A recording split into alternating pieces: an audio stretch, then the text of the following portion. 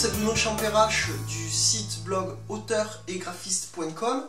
Aujourd'hui, c'est un article vidéo sur l'analyse de couverture.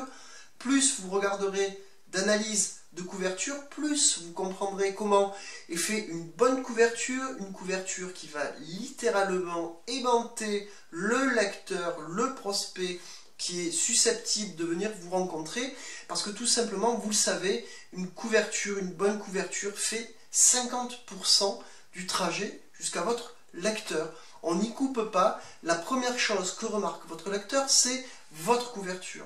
Je rappelle un petit peu les trois fondamentaux de la couverture, d'une bonne couverture, une couverture qui cartonne, c'est l'émotion. Vous le savez, on n'achète que des émotions.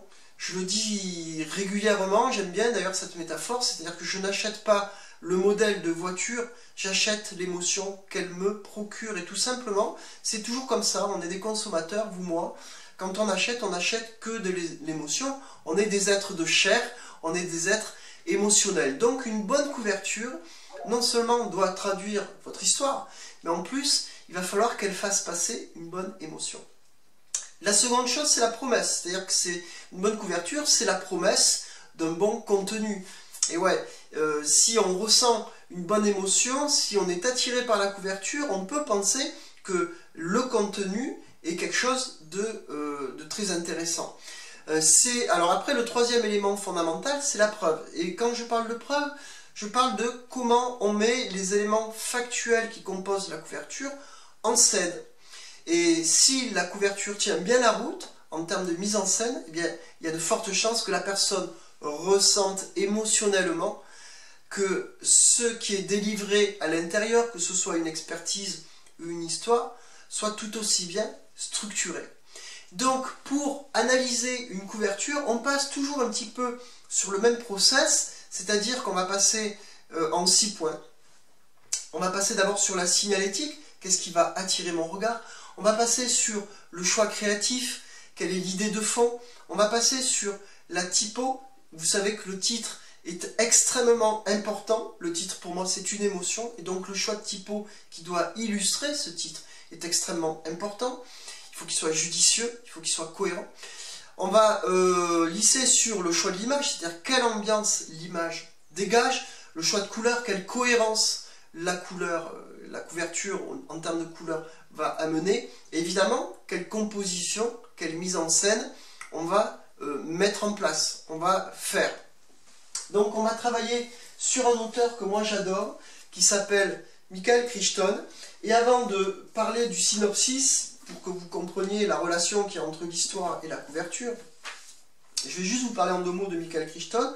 Donc c'est un auteur qui est né en 1942 à Chicago, qui est mort le 4 novembre 2008 à 66 ans. Alors il se trouve que je tourne une vidéo, on est le 4 novembre 2015, donc voilà, bon, j'ai pas fait exprès. C'est un auteur de science-fiction.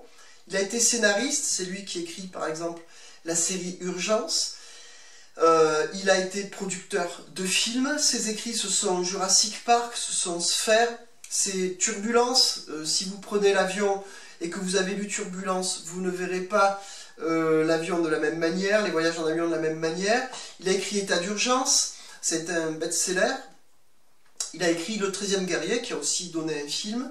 Alors en fait, Crichton, c'est quelqu'un qui faisait des études de médecine à Harvard, dont il est sorti diplômé en 1969. Et pour payer ses études, eh ben, l'été, il écrivait des romans sous divers pseudonymes. Et son éditeur attendait son manuscrit, quelques corrections, et hop, c'était parti. Ça lui payait une année d'études. Donc, qu'est-ce que je dis ici? Donc, il a écrit Extrême Urgence, il a été remarqué par Stephen King, ça a été un best-seller, il a eu un prix qui s'appelle le prix Edgar du meilleur policier, et après il a écrit La variété Andromède, et après Hollywood a acheté les droits de ce livre, et puis après ça a été une succession de best-sellers.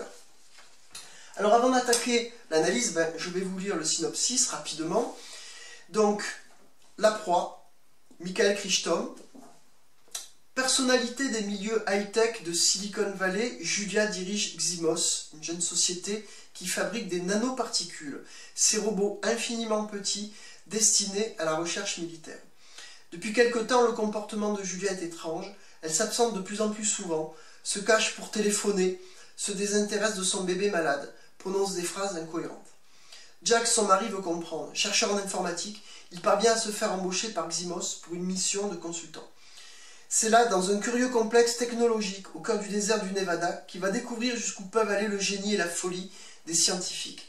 Seul, il devra affronter un prédateur que nul n'avait jusque-là imaginé, un prédateur infiniment petit, mais qui menace la planète.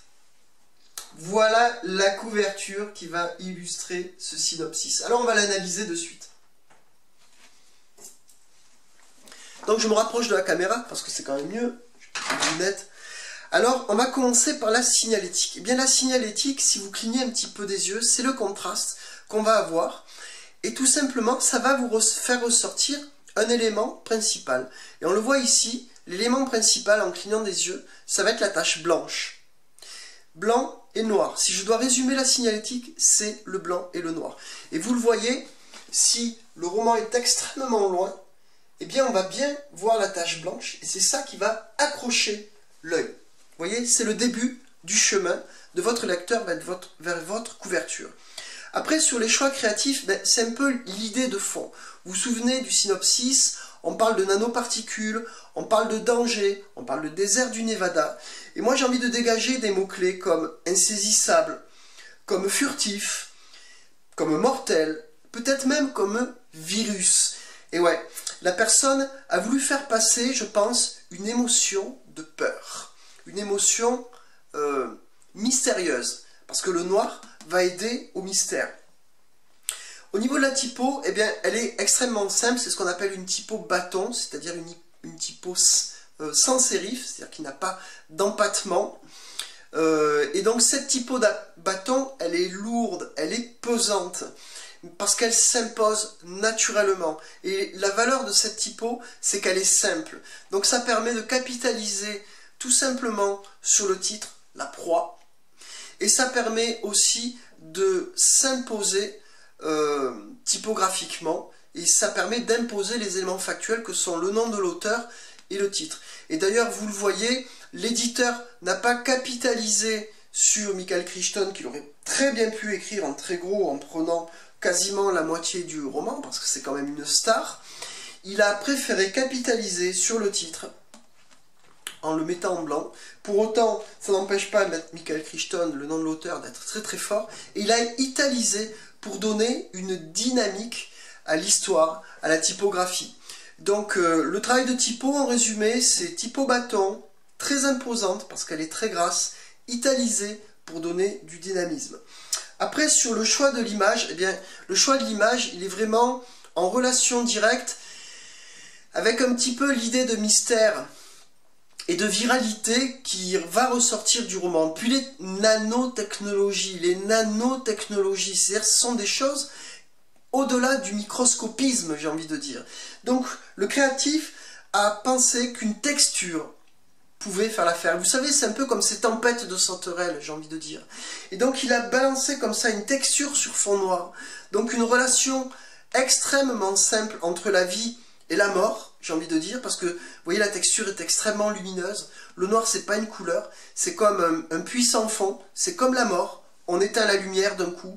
Et les nanotechnologies, elles sont là, et elles sont dans l'air comme ça, elles sont impalpables. Et le fait de faire une courbe comme ça, très lumineuse, ça permet, évidemment, de bien mettre le titre en avant.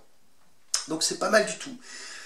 Après, sur le choix couleur, eh bien, on va travailler sur des contrastes, c'est-à-dire la lumière entre le noir, qui est la nuit, et le jour, qui est ce vert-là, c'est extrêmement lumineux, donc on va jouer sur les couleurs. Alors, au niveau du choix de couleur du vert, est-ce que c'est en relation avec l'espoir, avec la vie, avec la nature peut-être, vous voyez? Puisque je pense que si on est sur un effet de virus mortel que sont les nanotechnologies, on est sur un problème vital et on est peut-être sur un problème environnemental. Donc c'est extrêmement cohérent sur le choix de couleur. Après, on va parler du dernier point, la composition. Alors j'ai envie de dire, alors la composition, c'est la manière dont on a mis les éléments factuels que sont le nom de l'auteur, le titre, le genre et l'éditeur, dont on les a mis en scène. Et bien là, en fait, hein, c'est vertical, Donc c'est un petit peu la courbe comme ça qui va guider le choix et la mise en forme des éléments comme le titre et l'auteur. Et j'ai envie de dire 1, 2, 3, hein, c'est-à-dire 1, 2, 3 le fond. Et donc la typographie, on peut dire qu'elle est, enfin la mise en page, pardon, on peut dire qu'elle est verticalisée. Et en fait, ce qui a donné cette mise en page, c'est la gestion du fond. C'est-à-dire que le créatif a voulu faire, pour faire vivre son image, il a géré ces éléments factuels comme ça. Il avait aussi l'impératif de ne pas écrire Michael Crichton en tout petit, donc vous voyez, il faut prendre de la place. Et naturellement, il a positionné son titre en relation avec le mouvement de la courbe. Donc c'est une mise en page qui est simple, qui est verticalisée et qui va occuper tout le format. Voilà, l'analyse de cette couverture est terminée. J'espère qu'elle vous est utile puisque c'est véritablement le but de ces vidéos. Et je vous invite, et je m'invite aussi, parce que je le fais tout le temps, à observer et à imaginer, et bien sûr derrière à agir. Allez, je vous dis à très bientôt. Bye bye.